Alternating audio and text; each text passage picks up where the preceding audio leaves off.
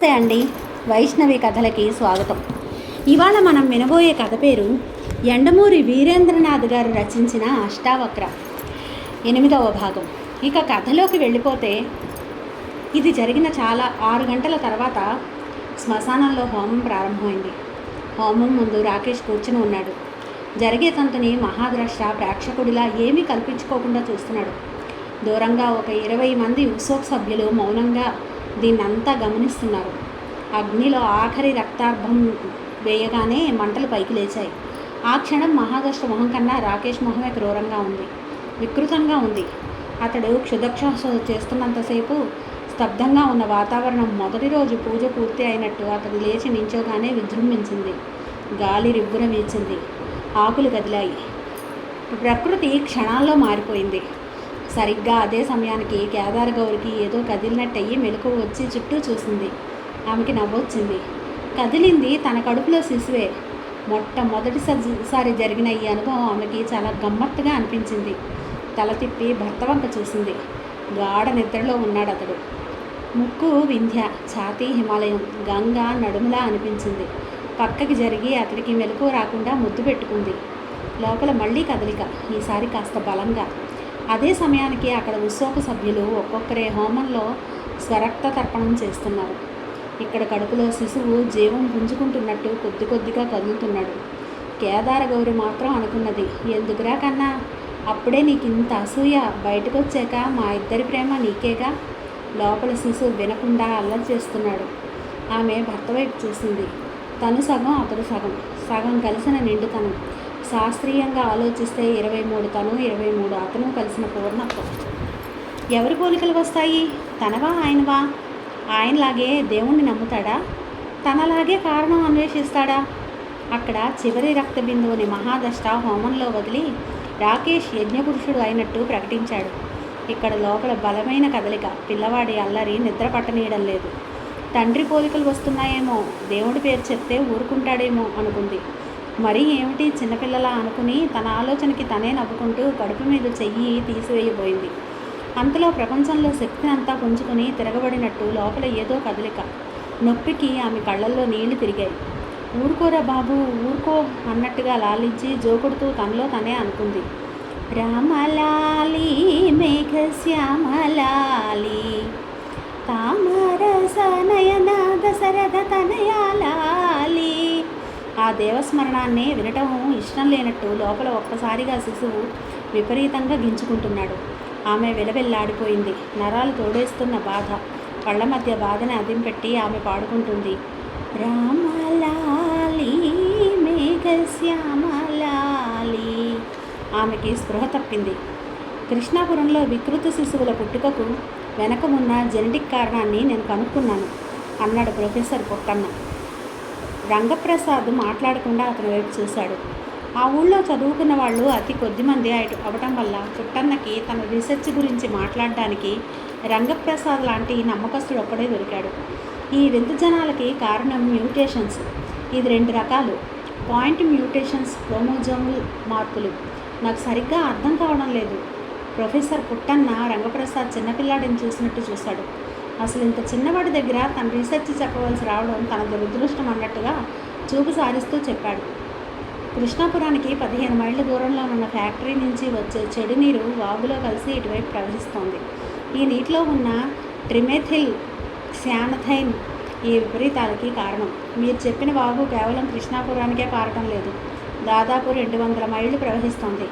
మరి ఆ నీళ్లు తాగిన వాళ్ళందరికీ మీరు చెప్పినట్టు వికృత శిశువులు జన్మించాలి కదా. చాలా మామూలుగా వింటున్నట్టు విని అతడు ఆ ప్రశ్న వేసేసరికి పుట్టన్న కంగు తిన్నాడు.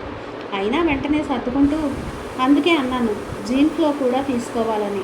ఉదాహరణకి ఒక చోటు నుంచి రేడియో యాక్టివ్ కిరణాలు వెదజల్లబడుతున్నాయి అనుకోండి, దాని ప్రభావం అందరి మీద ఉండదు. బలహీనులు ముందు నష్టపోతారు.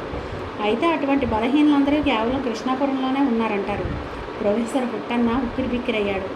ఎదుటి మనిషిని తను అనుకున్న పరిజ్ఞానంతో చిత్తు చేయడానికి ప్రయత్నిస్తూ అన్నాడు. మీకు సరిగ్గా అర్థం అవదని మామూలు భాషలో చెప్పాను. నేను అమెరికాలో చదవబోయే ఉపన్యాసం తాలూకు అసలు విషయాలని వివరిస్తాను వినండి. పదాలు కష్టమైనా అర్థం చేసుకోవడానికి ప్రయత్నించండి అంటూ పేపర్లు తీశాడు. కృష్ణాపురంలో అప్పటి వరకు పుట్టిన 6 మగ శిశువుల ఫోటోలు కృష్ణాపురంలో పుట్టిన మొదటి వింత శిశువు సైక్లోప్స్, కళ్ళు లేకపోవటం, ముక్కు ఉండవలసిన చోట రంధ్రం ఉండటం మృత శిశువు. రెండో శిశువు సైక్లోప్స్ హైపోగ్నాథస్, నోరు గడ్డం కింద చిన్న రంధ్రంగా ఉంటుంది. ఇక పుట్టన్న మూడో ఫోటో చూపిస్తూ రంగప్రసాద్తో సిరేమెలన్ అవస్థలో అవయవాలు కుచించుకుపోయిన బేబీ. ఈమె తల్లినే ఎవరో హత్య చేశారు. దీన్ని మీరే పోస్టుమార్టం చేశారు. తల్లిని ఎందుకు చంపారో తెలియదు. Stillborn foetus. పుట్టుకతోనే కృష్ణాపురం ప్రజలు భయభ్రాంతులై తమ ఊరికి ఏదో సనిపెట్టిందని భావించడం మొదలుపెట్టారు. జనంలో భయాందోళనలు ప్రారంభమయ్యాయి. గ్రామ దేవతలకి పూజలు, బలులు ఇవ్వటం మొదలుపెట్టారు. ఇక ఈ శిశువు జననంతో దేశం దృష్టి మొత్తం ఈ గ్రామం మీద పడింది. సైన్స్ ఇండియా మ్యాగజైన్ ఈ ఫోటోని ప్రముఖంగా ప్రచురించింది. ఫేర్సికల్ ఫిగర్స్. హెయిర్ విప్ ముక్కు రంధ్రాల్లోకి వెళ్ళిపోయింది. పుట్టిన కొంచెం సేపు వరకు శిశువు బ్రతికే ఉందని, మరణిస్తూ కూడా తన వైపు చూసి నవ్విందని మంత్రసాని ఒక ఇంటర్వ్యూలో తెలిపింది. This is a clear case of macrostomia. ఇంకా ఈ శిశువు జననంతో మొత్తం ప్రపంచం దిగ్భ్రమ చెందింది. అవతార్ బాబాని కాదన్న దంపతులకి కలిగిన శిశువు ఇది. డబుల్ రెటీనా, ఐరిన్ ప్యూపిల్ది అంశాలు. ఈ శిశువుకి కళ్ళు లేవు. అక్కడ చర్మం మూసుకుపోయింది. ముక్కు ఉండవలసిన చోట చిన్న రంధ్రం ఉంది. నోట్లో 12 పళ్ళు ఉన్నాయి. శిశువు పుట్టిన 2 రోజుల వరకు బ్రతికే ఉంది. జనం తండాలుగా వచ్చారు అంటూ కాగితం పక్కన పెట్టి తిరిగి చెప్పడం ప్రారంభించాడు. ఇక్కడ మనం గమనించవలసింది ఏంటంటే, రైటర్ గారు ఇక్కడ అన్నీ కూడా ఫోటోలు ఇచ్చారండి. ఇప్పుడు ఈ దీంట్లో వర్ణించినట్టుగానే అక్కడ ఫిగర్స్ ఉన్నాయన్నమాట. అది మనం చెప్పేటప్పుడు చూపించలేం కాబట్టి వర్ణించి మాత్రమే చెప్పగలిగాను. ఈ పుట్టిన పిల్లలందరి తల్లులు కూలీ నాలీ చేసుకునే జనమే. వారి జీవితంలో ఒకసారైనా ఎక్స్రే మిషన్ ఎలా ఉంటుందో కూడా చూసి ఉండరు ఈ జనం. భారతదేశపు బీద పల్లెటూళ్ళలో కనీసం వైద్య అవసరాలే లభించవు. అటువంటిది ఎక్స్రే వైద్యం వారికి ఎక్కడ లభిస్తుంది? కానీ మిగతా గ్రామాలు వేరు, కృష్ణాపురం వేరు. ఇక్కడ ప్రజలకి ఉచితంగా వైద్యం చేసే కరుణామయుడు అనే డాక్టర్ ఉన్నాడు. మామూలు జనాల దగ్గర నుంచి పైసా కూడా తీసుకోకుండా డెలివరీ కేసు దగ్గర నుంచి ఎక్స్రే వరకు చేస్తాడు. వింటున్న రంగప్రసాద్ మొహం జేవురించింది. ప్రొఫెసర్ పుట్టన్న ఎటు నుంచి ఎటు లింక్ పెడుతున్నాడో అర్థమైంది. ఒళ్ళు జలదరించింది. అదేమీ పట్టనట్టు పుట్టన్న చెప్పుకుపోతున్నాడు. తన దగ్గరికి వచ్చిన గర్భిణీ స్త్రీల మీద డాక్టర్ రంగప్రసాద్ పొరపాటున ఎక్స్రే మిషన్ ఉపయోగించి ఆపండి, గోడలు కదిలేలా అరిచాడు. ఇది అన్యాయం. అబ్బెబ్బే, ఇందులో మీ తప్పుందని నేను అంటం లేదు. ఒక డాక్టర్గా మీరు మీ బాధ్యత నిర్వర్తించారు. కానీ తెలిసి తెలియనితనం వల్ల ఇడియాటిక్ అన్నాడు మళ్ళీ అదే గొంతుతో రంగప్రసాద్. తెలిసి తెలియనితనం నాది కాదు, మీది. గర్భిణీ స్త్రీల మీద ప్రయోగించే ఎక్స్రేకి అంతకుముందు ఎప్పుడో అమలు చేరిన వీర్యకణాల్లో మ్యూటేషన్స్కి సంబంధం ఏమిటి? మీ మీద పరువు నష్టం దావా వేస్తాను. ఆవేశంతో అతడి కంఠం వణికింది. పుట్టన్నలో అకస్మాత్తుగా మార్పు వచ్చింది. మీరు నన్ను అర్థం చేసుకోవడం లేదు డాక్టర్ రంగప్రసాద్ అన్నాడు. అమెరికాలో ఎవరికి మీ గురించి కానీ మీ పేరు కానీ తెలియదు. కేవలం మీ పేరు వాడుకుంటున్నానంతే. ప్రొఫెసర్ మాటల్లో నేను మంచివాడిని కాబట్టి మీకు ఈ విషయం ముందు చెప్పాను. లేకపోతే మీకు ఎలా తెలుసుండేది అన్న అర్థం ధ్వనించింది. అతని మాటలు పట్టించుకోకుండా రంగప్రసాద్ అతడు పడేసిన రీసెర్చ్ కాగితాలను అందుకుని అందులోని ఫోటోల్ని తేరిపారు చూస్తూ, ఈ 6 ఫోటోలు మీకు ఎక్కడివి అని అడిగాడు. ఎందుకంటే మొదటి 3 మృత శిశువుల ఫోటోలు మాకే దొరకలేదు. రంగప్రసాద్ అంత తాపీగా మాట్లాడడంతో పుట్టన్నకి ధైర్యం వచ్చింది. ముందుకు వంగి రహస్యం చెప్తున్నట్టు అన్నాడు. అసలు శిశువులకి ఈ ఫోటోలకి సంబంధం లేదు. కేవలం అమెరికాలో వాళ్ళకి చూపించడానికే వీటిని తీసుకెళ్తున్నాను అంటూ నవ్వి కుర్చీ దగ్గరికి లాక్కుని నచ్చ చెప్తున్నట్లుగా అన్నాడు. మీరు ఈ విషయాన్ని ఒప్పుకోండి. మీకు వచ్చిన నష్టం ఏముంది? అమెరికాలో ఎక్కడో నేనేదో చెప్తే ఇక్కడ మీకేమీ అవదు కదా. పోతే మీ రుణం కూడా ఉంచుకోను. రంగప్రసాద్ కూడా అంత తాపిగానే ఇప్పటికే మన మీద విదేశీయులకి చాలా తేలికైన అభిప్రాయం ఉంది. మిస్టర్ పుట్టన్న, మీలాంటి వాళ్ళు దాన్ని ఇంకా ఎక్కువ చేస్తున్నారు. మీరు చెప్పిందంతా వాళ్ళు గుడ్డిగా నమ్ముతారని ఎందుకు అనుకుంటున్నారు అన్నాడు. ఎందుకు నమ్మరు? మీరు జెనెటిక్స్ ప్రొఫెసర్, ఎలా అయ్యారో నాకు అర్థం కావటం లేదు. మీరు చూపించిన ఫోటోలు, మీరు చెప్పిన థియరీ అంతా ఎకండ్రోప్లాస్టిక్ డార్ఫ్కి సంబంధించింది. ఇటువంటి కేసుల్లో 4×10⁻⁻5 అని జెనెటిక్స్లో ఆలు చదువుకున్న వాడికైనా చెప్తాడు. కృష్ణాపురంలో అటువంటి జనాలు 6 అయ్యాయి అంటే దాదాపు 1,50,000 మంది గర్భవతులు కావాలన్నమాట. మీరు అమెరికాలో ఏం చెప్తారు? డాక్టర్ రంగప్రసాద్ ఇంతమంది ఇన్ డాక్టర్ రంగప్రసాద్ ఇంతమంది స్త్రీల మీద ఎక్స్రే మిషన్ ఉపయోగించారని చెప్తారా? భారతదేశపు ప్రతి పల్లెలోనూ 1 కోటి మంది జనాభా ఉంటారని, అందులో ప్రతి ఏడు 1,50,000 మంది గర్భవతులు అవుతారని, అందరికీ డాక్టర్ రంగప్రసాద్ ఒకడేనని చెప్తారా? ప్రొఫెసర్ పుట్టన్న అప్రతిభుడయ్యాడు. చాలా సామాన్యంగా కనిపించే ఈ డాక్టర్ తనకు తెలియని జన్యుశాస్త్రం గురించి కూడా ఇంత మామూలుగా చెప్పటం. డాక్టర్ రంగప్రసాద్ అన్నాడు, మీరు నిజంగా ఎంతో తెలివైనవారు. మామూలు డాక్టర్ అయి ఉండి మీకు జెనెటిక్స్ ఇంత తెలిసి ఉండటం మీకే గర్వకారణం. మీకు గౌరవ పట్ట ఇప్పిస్తాను. దానికి ప్రతిఫలంగా ఈ 6 తల్లులకి నేను రేడియేషన్ ఇచ్చినట్టు ఒప్పుకోవాలి. అంతేగా? పుట్టన్న మాట్లాడలేదు. రంగప్రసాద్ లేస్తూ అన్నాడు, మీరు అమెరికా బయలుదేరిన మరుక్షణం మన లాయర్ గారితో మాట్లాడతాను. మీ ఉపన్యాసం రికార్డ్ అయ్యేలా చూస్తాను. ఒక అబద్ధాన్ని ఎంత అందంగా సత్యంగా మీరు చూపించి మన దేశీయుల పరువు ప్రతిష్టల్ని విదేశీయుల దగ్గర మంటలు గలుపుతున్నారో నిరూపిస్తాను. మీరు తిరిగి వచ్చేసరికి సెక్షన్ 420 కింద మిమ్మల్ని అరెస్టు చేయడానికి వారెంట్ సిద్ధం చేయించి ఉంచుతా. అతడి గొంతు గంభీరంగా పలికింది. పుట్టన్న కాలితో కూర్చుని బలంగా ముందుకు వస్తూ అంతేనా అన్నాడు. నిశ్చయంగా అంతే. చూస్తాను. ఈ పుట్టుకలన్నిటికీ మూల కారణం మీరేనని నిరూపించకపోతే నా పేరు పుట్టన్నే కాదు అంటూ ఆ ముసలి ప్రొఫెసర్ వడివడిగా అక్కడి నుంచి బయటకు వచ్చేశాడు. మెట్లు దిగి క్రూరంగా అసహ్యమైన దృక్కులతో ఆ ఇంటి వైపు తిరిగి చూశాడు. అతడి మనోరథం ముందు ఒక దృశ్యం కదలాడింది. వేల మంది వెల్లుగులా ఆ ఇంటి మీద విరుచుకు పడుతున్నారు. రంగప్రసాద్ని బయటికి ఈడ్చుకొచ్చారు. అతడి బట్టలు పీలికల్లా వేళ్లాడుతున్నాయి. శరీరం రక్తం కారుతోంది. రెచ్చిపోయిన ప్రజలు అతడిని ఖండఖండాలుగా నరికి పోగులు పెడుతున్నారు. పుట్టన్న పెదాల మీద సాడిస్టిక్గా నవ్వు కదలాడింది. తల ఊపుకుంటూ అక్కడి నుంచి కదిలాడు. ప్రజల్ని విసుగొలిపి రెచ్చగొట్టగలిగేవాడు ఆ ఊర్లో ఒకడే ఉన్నాడు. అవును, అతడి సాయం తీసుకోవాలి. తాను సమర్పించే పూజా ద్రవ్యాలకి అతడు తప్పక ఈ పని చేసి పెడతాడు. తర్వాత అమెరికాలో తన థీరీని కాదనేవాడెవడో ఉండడు. మరోవైపు తన పగా చల్లారుతుంది. ప్రజల చేత ఈ పని చేయించగలిగేవాడు, ప్రజల్ని రెచ్చగొట్టగలిగేవాడు ఒక్కడే, అవతార్ బాబా. Check shadow. అతడి చేతిలో 3 తెల్ల కాగితాలు ప్రత్యక్షమైనాయి. అమ్మాయిలు అతడి వైపు ఆసక్తిగా చూస్తున్నారు. రాబోయే ప్రోగ్రాం కోసం ఆ పల్లికి వచ్చిన అమ్మాయిలు వాళ్ళు. కేదార్ గౌరి తర్వాత బ్యాచ్ వాళ్ళు. ఈ కాలం ఎంత తొందరగా గడిచిపోతుంది అనుకుంది కేదార్ గౌరి వాళ్ళని చూసి. క్రితం సంవత్సరం తను ఇలాగే ఏ బాధ్యత లేకుండా హాయిగా ఆడుతూ పాడుతూ ఉండింది. గాలిలోంచి హఠాత్తుగా అతడి చేతిలో ప్రత్యక్షమైన తెల్ల కాగితాలని అమ్మాయిలు విస్తుపోయి చూశారు. షాడో నవ్వుతూ 3 కాగితాలని ముగ్గురు చేతుల్లో పెట్టాడు. మీ మనస్తత్వాన్ని కామరూపుడైన అదృశ్య ప్రభువు నా ద్వారా చెప్పిస్తాడు. నేను చెప్పినట్టు చెయ్యండి అన్నాడు షాడో. మళ్ళీ ఏదో కొంప ముంచబోతున్నాడు అనుకుంది గౌరీ అన్నయ్యను చూస్తూ. ఇదేమీ పట్టనట్టు ముగ్గురమ్మాయిలు చాలా హుషారుగా అతడి వైపు చూశారు. ఏం చెయ్యాలన్నట్టు ముగ్గురులో ఎర్రపరికిని కట్టుకున్న అమ్మాయికి మరీ ఆత్రంగా ఉంది. తన మనస్తత్వం ఏమిటో తెలుసుకోవాలన్నట్టు. ఆమెగాక మరో 2 తెల్లచీర అమ్మాయి, పంజాబీ డ్రెస్ వేసుకున్న అమ్మాయి.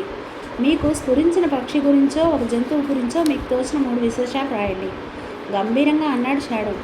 విశేషణాలంటే ఆబ్జెక్టివ్స్ అని వివరించి చెప్పాడు. ముగ్గురు అమ్మాయిలు క్షణం ఆలోచించి తన కాగితం మీద రాశారు. షాడో తర్వాత అన్నాడు, ప్రస్తుత సాహిత్యం మీద మీ అభిప్రాయాలు 3 రాయండి. అమ్మాయిలు చక్కగా రాశారు. ఇక ఆఖరి ప్రశ్న, చక్కటి కాఫీ మీద మీ అభిరుచి రాయండి 3 వాక్యాల్లో. అది పూర్తి చేశారు. మిగతా వాళ్ళు వీళ్ళేం రాశారా అని కుతూహలంతో తొంగి చూశారు. ఫ్రెండ్స్, ఇప్పుడు అదృశ్య ప్రభువు మీ మనస్తత్వాన్ని గురించి చెప్తాడు అంటూ గాలిలోకి చెయ్యెత్తి చెక్ షాడో అన్నాడు. అతడి చేతిలో మరో 3 కాగితాలు ప్రత్యక్షమయ్యాయి. అందులో సమాధానాలున్నాయి. వాటిని వాళ్ళకి ఇచ్చాడు. వాళ్ళు ఆత్రంగా చదివారు. మొదటి దాని గురించి మీరేం రాశారో అది, మీ గురించి మీరే అనుకుంటున్నారో అది, రెండోది మీ గురించి ఇతరులు ఏమనుకుంటున్నారో అది, మూడో దానికి మీరు రాసింది సెక్స్ మీద మీ అభిప్రాయం. తెల్లచీరమ్మాయి సిగ్గుతో తను రాసింది చదువుకుంది. అంతలో గదిలో మరో మొహం నుంచి కెవ్వున కేకలు అల్లరి వినిపించాయి. ఎర్రపరికిని కట్టుకున్న అమ్మాయి మొహం అంతకన్నా ఎర్రగా కందిపోయింది. ఆమె చేతిలోంచి కాగితాలు లాక్కోవడానికి స్నేహితురాళ్ళు ప్రయత్నిస్తున్నారు. పంజాబీ డ్రెస్ వేసుకున్న అమ్మాయి అయితే ఎవరూ చదవకుండా కాగితాన్ని నలిపేయడానికి ప్రయత్నిస్తోంది. కానీ ఆమె ప్రయత్నం నెరవేరలేదు. ఎప్పుడూ గాంభీర్యంగా ఉండే కేదార్ గౌరి కూడా వాళ్ళు రాసింది చూసి నవ్వాపుకోలేకపోయింది. ఎర్రపరికిని అమ్మాయి ఇలా రాసింది, కాకి ఎప్పుడు కావుమని నరుస్తుంది. బొత్తిగా నిరర్ధకమైన జీవితం. మున్సిపాలిటీ అంటే ఇష్టం. సాహిత్యం శుద్ధ బేవసు, ఎందుకు పనికిరాదు, కాలక్షేపానికి కూడా పనికిరాదు. కాఫీ తలుచుకుంటేనే నోట్లో నీళ్లు ఊరుతాయి. వేడి మీద బాగుంటుంది, చాలా ఇష్టం. గదిలో కలకలం చల్లారటానికి 5 నిమిషాలు పట్టింది. ఆ అమ్మాయిలు ఒకళ్ళ మీద ఒకళ్ళు జోకులు వేసుకున్నారు. నవ్వేవాళ్ళు నవ్వుతున్నారు. కొందరి మొహాలకు అందగడ్డల్లా మారాయి. మొత్తం మీద అంతా గొడవ. మిస్టర్ షాడో చప్పున ఆ గదిలో గొడవ మంత్రించినట్టు ఆగిపోయింది. కుర్తా వేసుకున్న ఒక అమ్మాయి అతడి దగ్గరికి వచ్చి, మీకు అభ్యంతరం లేకపోతే నేను ఒక మ్యాజిక్ చేసి చూపిస్తాను అంది. నా పేరు రంజిత. మ్యాజిక్కా అన్నాడు షాడో నమ్మలేనట్టు. గుండ్రమైన మొహం పోకచెక్క లాంటి కోణార్క శిల్పంగానూ ఉంది ఆ అమ్మాయి. రంజిత తన చేతిలో ఒక ₹1 నాణ్యాన్ని తీసుకుని అరచేతిలో పెట్టుకుంది. ఇప్పటి మూయలేదు, తెరిచే ఉంచింది. మధ్యలో ఓ నాణ్యం మెరుస్తోంది. మిస్టర్ వైట్ షాడో, దీన్నే చూడండి, ఇదిగో ఇది మాయమైపోతుంది. మీ కళ్ళ ముందే చూస్తూ ఉండండి. అరచేతిలో ₹1 క్రమక్రమంగా అదృశ్యమైపోయింది. షాడో అప్రతిభుడయ్యాడు. ఎంతో అనుభవం ఉన్న ఆ మెజిషియన్ కూడా వేళ్లు కదపకుండా ఆమె చేసిన ఆ చర్యకి తన కళ్ళను నమ్మలేకపోయాడు. ఇది ట్రిక్ కాదు, నిశ్చయంగా ట్రిక్ కాదు. నాణ్యం కొద్దిగా కరిగిపోవటం కళ్ళారా చూశాడు. మానవాతీత శక్తా? నిజమా? అంతలో రంజిత్ కంఠం ప్రతిధ్వనించింది. దీనిలో డాల్టన్ థియరీ ఏమీ లేదు. ఈ విశాల విశ్వంలో ఎక్కడ వెతికినా మీకు ఈ నాణ్యం కనబడదు. క్షుద్రాత్మలు తమలో దీన్ని ఐక్యం చేసుకున్నాయి. ఆమె కళ్ళు మూసుకునే అంటోంది. మిస్టర్ వైట్ షాడో, ఇప్పటి వరకు మీరు చాలామందిని ఏడిపించారు. ఇప్పుడు నా కళ్ళ ముందే నా మిత్రురాళ్ళని దారుణంగా అవమానం చేశారు. దానికి ప్రతిగా నేను మీ మీద దేవతల సాయంతో చర్య తీసుకోబోతున్నాను. మీరు చేసింది నిజంగా తప్పే అయితే దేవతలు నాకు సాయం చేయదురుగాక. ఆమె పెదవులు కదులుతున్నాయి. కళ్ళు తెరిచి అతని మొహంలోకి సూటిగా చూస్తూ ఉంది. ఆమె కళ్ళు ఎర్రగా ఉన్నాయి. మిస్టర్ రవి, చూసుకోండి, మీ నుంచి ఒక ముఖ్యమైన అవయవం శాశ్వతంగా మాయమైపోయింది అంది. షాడో తెల్లబోయి చూశాడు. అమ్మాయిలు ముసిముసిగా నవ్వుతున్నారు. రంజిత మాత్రం సీరియస్గా ఉంది. అప్రయత్నంగా అతడి దృష్టి ఎదుటి అద్దం మీద పడింది. కళ్ళు, ముక్కు, చెవి అన్నీ సరిగ్గానే ఉన్నాయి. మామూలు పరిస్థితుల్లో అయితే అతడు నమ్మకపోనేమో కానీ కళ్ళ ముందే ఆమె అరచేతిలో నాణ్యం మాయమవటం చూశాడాయే. అంగం మాయమైనా అవ్వకపోయినా ఇంతమంది ముందు కలుగుతున్న ఇబ్బంది, తన ఇంతకాలం అమ్మాయిల్ని చాలా ఇరుకున పెట్టే మ్యాజిక్లు చేసేవాడు. అదే పరిస్థితి తనకి వస్తే ఇంత ఇబ్బందిగా ఉంటుందన్నమాట. రంజిత చూపు తన చేతి మీద పట్టం చూసి చప్పున చేతిని ఎత్తి చూసుకున్నాడు. కుడి చేతి చూపుడు వేలు లేదు. మెజీషియన్కి ప్రపంచంలో అన్నిటికన్నా ముఖ్యమైంది కుడి చేతి చూపుడు వేలు. అతడు కంగారుగా తడిమి చూసుకున్నాడు. లేదు. ఇంకేం జరిగినా అతడు అంత కంగారు పడేవాడు కాదేమో, కానీ తన మెజీషియన్ జీవితాన్ని సంపూర్ణంగా నాశనం చేస్తున్న ఈ పరిణామం అతడిని నిలువెల్లా కదిలించింది. అప్పటి వరకు అతడినే గమనిస్తున్న కేదారగౌరి చప్పుడు అతడి దగ్గరికి వచ్చి, ఏమైందిరా అని అడిగింది. అతడు మాట్లాడకుండా చెయ్యి పైకెత్తాడు. ఏమైంది? తిరిగి అర్థం కానట్టు అడిగింది. నా చూపుడు వేలు. దానికేం బాగానే ఉందిగా. అతడు రంజిత్ వైపు చూశాడు. అప్పటి వరకు సీరియస్నెస్ నటిస్తున్న ఆ అమ్మాయి సన్నగా నవ్వింది. అతడి దృష్టి తిరిగి చేతి మీద పడింది. చూపుడు వేలు మళ్ళీ కనబడుతోంది. కానీ నా కళ్ళ ముందే నా చూపుడు వేలు ఎలా మాయమైపోయిందో అర్థం కావటం లేదు. ఒక అమ్మాయి నుదుటిన కాయిన్ కొట్టి మాయం చేసినప్పుడు ఆ అమ్మాయి ఇలాగే కంగారు పడి ఉంటుంది.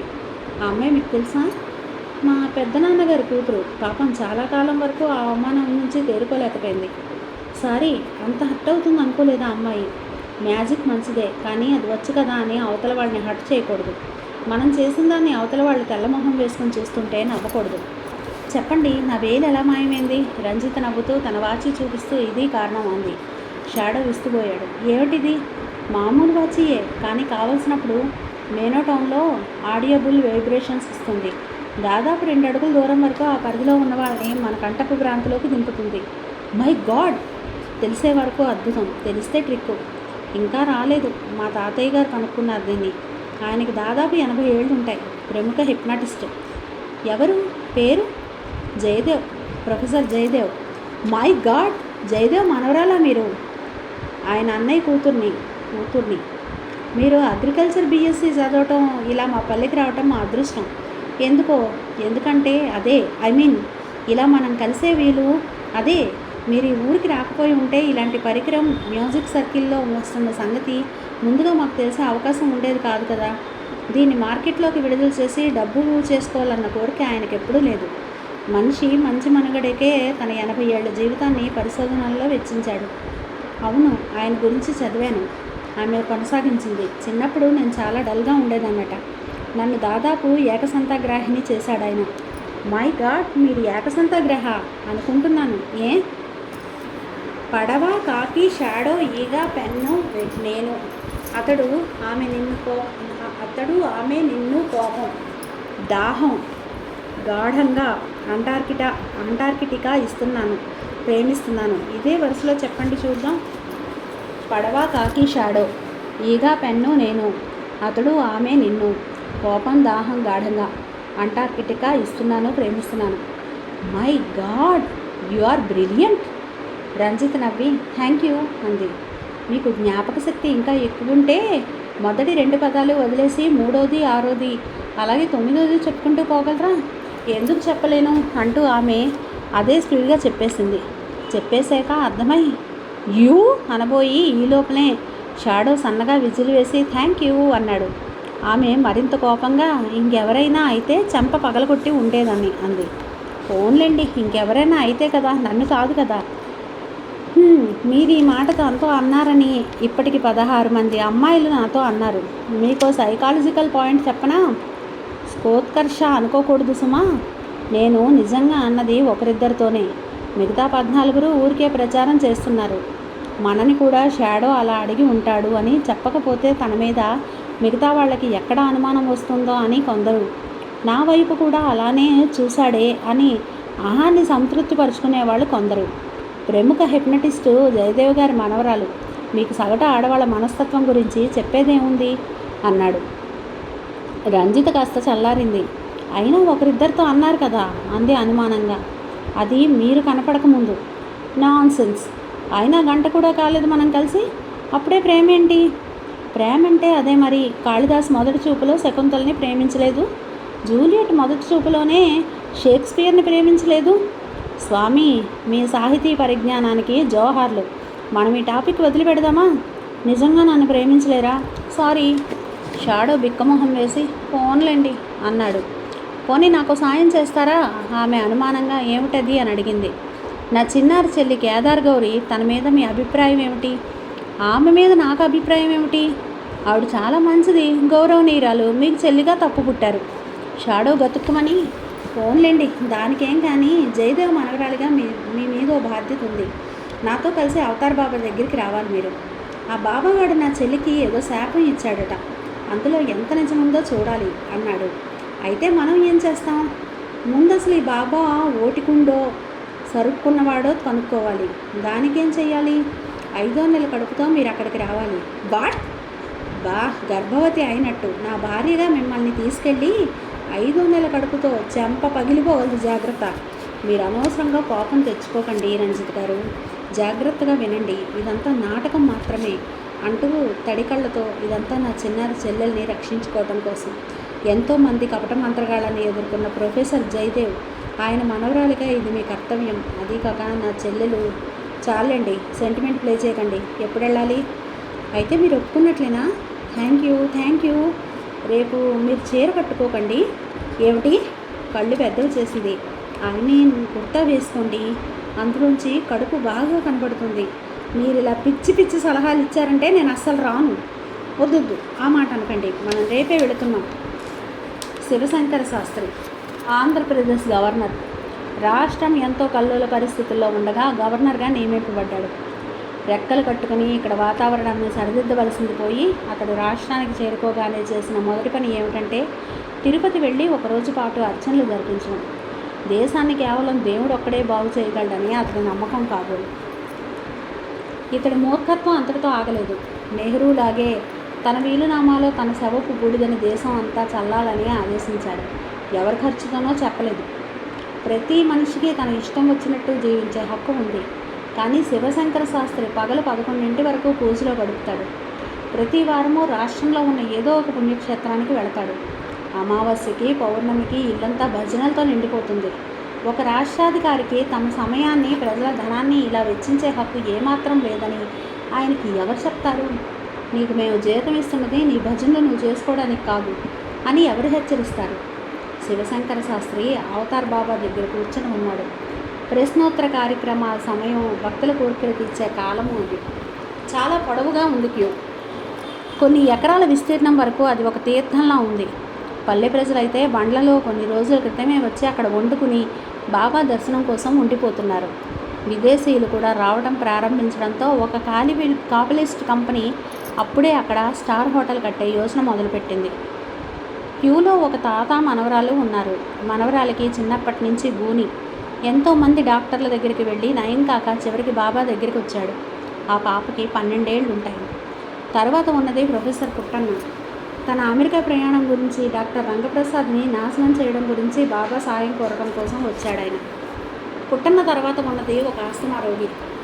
దాదాపు 10 సంవత్సరాల నుంచి ఆ ఉబ్బసంతో బాధపడుతున్నాడు. సుమారు 10,000 ఖర్చు పెట్టి ఇంట్రావీనస్ ఇంజెక్షన్లు చేయించుకొని 2 చేతులు తూట్లు పడ్డాయి, కానీ ఉబ్బసం తగ్గలేదు. తర్వాత ఒక థెరపిస్ట్ని కూడా ఆశ్రయించాడు.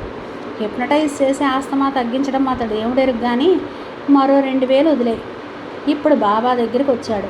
తర్వాత ఉన్నది షాడో రంజిత. తాత మనవరాలు బాబా దగ్గర కూర్చున్నారు. ఆ గూనమ్మాయిని చూడగానే బాబా నవ్వాడు. సకల చరాచరాల్ని రక్షించేది భగవంతుడు ఒక్కడే. నేనే భగవత్ స్వరూపాన్ని. మీ కష్టాలు తీర్చడానికి వచ్చిన వాడిని. మనస్ఫూర్తిగా నన్ను నమ్మండి, మీ కష్టాలు తీరతాయి అంటూ పాప వెన్ను మీద చేయివేసి నిమిరి, ఏది తలెత్తమ్మా అన్నాడు. పాప తలెత్తింది. ఇంకా చిత్రం, ఆమె తలపైకి వస్తూనే ఉంది. ఆమె నిటారుగా అయింది. అక్కడ ఉన్న జనం మొత్తం ఒక మహత్స్వరూపాన్ని చూస్తున్నట్లు విభ్రాంతులయ్యారు. వీటన్నిటినీ నమ్మని రవి కూడా క్షణంసేపు తన కళ్ళని తాను నమ్మలేకపోయినట్టు అచేతనుడయ్యాడు. విదేశీ ఫోటోగ్రాఫర్లు చకచకా ఫోటోలు తీసుకుంటున్నారు. ప్రొఫెసర్ పుట్టన్న వెళ్ళి బాబా కాళ్ళ మీదకు వంగాడు. అతడు ఇంకా తన సమస్య చెప్పకముందే బాబా అతడి శిరస్సు మీద చెయ్యి వేసి గవర్నర్ వైపు తిరిగి ఏదో చెప్పాడు. తర్వాత పుట్టన్న వైపు చూసి, నీ మొదటి కోరిక వెంటనే నెరవేరుతుంది నాయన. విదేశాలకు వెళ్తావు. పోతే రెండో కోరిక శత్రువు. అతడి పాపం పండడానికి ఇంకొంతకాలం పడుతుంది. 1 నెల రోజులు ఆగు నాయన. కృష్ణాపురం ప్రజలే నీ కోరిక నెరవేరుస్తారు. నీ శత్రువుని నిలువెల్లా చీలుస్తారు. పుట్టన్న కళ్ళ నుంచి నీళ్లు జలజలా రాలినాయి. కోరిక తీరుతున్నందుకు కలిగిన ఆనందమో, మనసులో మాట చెప్పకముందే బాబా గ్రహించినందువల్ల కలిగిన సంభ్రమమో తెలియదు. అతడి మొహంలో అదోలాంటి దివ్య చైతన్యం కనపడుతోంది. గూనిపోయిన పాపని, ఆ పిల్ల తాతని విదేశీ విలేకరులు ఇంటర్వ్యూ చేస్తున్నారు. ఆస్తమా పేషెంట్ బాబా దగ్గరికి వెళ్ళాడు. బాబా అతడితో 2 నిమిషాలు మాట్లాడాడు. నుదుటి మీద, గొంతు మీద వేళ్లతో రాశాడు. రవి అతడినే చూస్తున్నాడు. ఎన్నో రకాల విరుద్ధమైన భావాలు అతడిలో వదులుతున్నాయి. రంజిత మనస్థితి కూడా అలాగే ఉంది. ఎదుటి రోగి ఆయాసం తగ్గిపోయినట్టు కన్నుల ముందు కనబడుతూనే ఉంది. మరి జరుగుతోంది మిరాకల్ టచ్. పేపర్లు రాస్తున్నట్టు, ప్రజలు అనుకుంటున్నట్టు ఈ మనిషికి దివ్యశక్తులున్నాయా? అతడు తాము అనుకుంటున్న కపట బాబా కాదా? తాము తొందరపడ్డారా? ఇది అనాలోచిత చర్య. ఇద్దరూ వారి ఆలోచనలో ఉండగానే వారి వంతు వచ్చింది. రవి తేరుకున్నాడు. బాబా ముందు వాలి అతడేదో అనబోయే లోపునే బాబా మూర్ఖుడా అన్నాడు. అతడు చప్పని తలెత్తాడు. ఆ లోపులోనే బాబా రంజిత్ వైపు తిరిగాడు. ఆడపిల్లవయ్యుండి పెద్ద సాహసానికి పూనుకున్నావు. పెళ్లి కాకుండా కడుపు పేరుతో వచ్చి పుట్టబోయే బిడ్డ కోసం ప్రశ్నలు అడగబోయావు. ఫలితం అనుభవించు. సద్యోగర్భం ధరించు. వివాహం కాకుండానే గర్భం దాల్చిన నువ్వు దానికి కారణం తెలియకుండా ఒకవైపు వేలెత్తి చూపే ప్రపంచానికి సమాధానం చెప్పలేక మరోవైపు కృషించిపోతావు. మానవాతీతుల శక్తులనే ఉనికినే ప్రశ్నించిన నువ్వు ఏ శారీరక సంబంధము లేకుండానే వచ్చిన నీ గర్భానికి హేతువుని చెప్పలేక పిచ్చెక్కిపోతావు. అదే నీ భవిష్యత్తు. ఇక నువ్వు వెళ్ళొచ్చు. అక్కడ హాహాకారాలు చెలరేగాయి. రవి నిశ్చేష్టుడయ్యాడు. తను సరదాగా చేసింది ఈ విధంగా మారుతుందని అతడి కలలో కూడా అనుకోలేదు. అక్కడున్న భక్తులు వారిద్దరి మీద విరుచుకుపడి అక్కడికక్కడే చంపేసేలా ఉన్నారు. రంజిత్ పరిస్థితి మరీ ఘోరంగా ఉంది. అప్పటి వరకు ఆమె తన నమ్మకాల మీద, హేతువు మీద చాలా బలంగా నిలబడి ఉంది. కానీ ఆ బలహీనమైన క్షణం అవతార్ బాబా నుంచి ఏదో శక్తి వచ్చి ఆమెని బలాత్కారం చేసి ఆక్రమిస్తున్నట్టు అనిపించింది. బాబా 4 చేతులు 2 తలలతో వికటాట్టహాసం చేస్తున్నట్టు భ్రమ కలిగింది. అక్కడికక్కడే స్పృహ తప్పి పడిపోయింది. ఒకవైపు రెచ్చిపోయిన ప్రజలు, మరొక వైపు పడిపోయిన అమ్మాయి. అక్కడ చాలా గొడవ జరిగేదే. కానీ అదృష్టవశాత్తు గవర్నర్ తాలూకా సెక్యూరిటీ ఫోర్సు అక్కడ ఉండటంతో వారు జాగ్రత్తగా ఆ అమ్మాయిని బయటికి పంపించారు. మందిరం బయటన్న ప్రజలకి లోపల జరిగిన విషయం పొక్కకముందే రవి ఆమెను తీసుకొచ్చేశాడు. కానీ ఎంతకాలం ఆగుతుంది? గంట తిరిగేసరికల్లా ఆ ఊరంతా దావాలనల్లా ఈ వార్త పొక్కిపోయింది. ప్రతి వాళ్ళు ఆ అమ్మాయిని ద్వేషంతో, భయంతో, అసహ్యంతో చూడసాగారు. ఆ మరుసటి రోజు శూన్య దృక్కులతో మతిస్థిమితం తప్పినట్టున్న స్థితిలో ఉన్న తమ కూతుర్ని పట్నం నుంచి వచ్చిన ఆమె తల్లిదండ్రులు తమతో పాటు తీసుకువెళ్ళిపోయారు. రవి మనస్థితి వర్ణనాతీతం.